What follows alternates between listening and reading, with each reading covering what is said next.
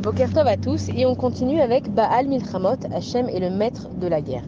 Même si l'homme, aussi méchant qu'il veut être, c'est Hachem qui décide s'il va gagner ou pas, combien de terrain il va conquérir, combien d'hommes il va tuer ou pas. Et là, on est dans la semaine juste avant Tisha B'Av, et on voit que c'est exactement ce qui s'est passé avec la destruction du temple. Quand Titus il est venu conquérir Yerushalayim, Hachem il lui a envoyé des signes comme quoi c'est lui qui pouvait conquérir Yerushalayim, parce que les Romains ils craignaient Hachem. Ils avaient peur de conquérir Yerushalayim pour que ça leur retombe dessus. Donc Hachem, il lui a envoyé des signes à Titus. Mais Titus, il a commencé à se décourager parce qu'il voyait que ça durait des années et des années. Les Romains, ils n'en pouvaient plus, ils étaient complètement découragés. Et au moment où Titus il voulait laisser tomber, Hachem il lui a dit, bah, tu vois, maintenant que tu vois que tu n'y arrives pas, c'est moi-même qui va faire que Yerushalayim elle va être conquise. Et les murailles de Yerushalayim, elles sont rentrées d'elles-mêmes dans la terre. Et c'est pareil pour le Beth Amikdash. Les Romains ils disent que c'est eux qui ont brûlé le Beth Amikdash, mais nous on sait que Akadosh Baruch Hu, c'est lui-même qui a brûlé sa maison parce que personne ne pouvait détruire la maison d'Hachem. Donc Hachem il a envoyé un feu du ciel.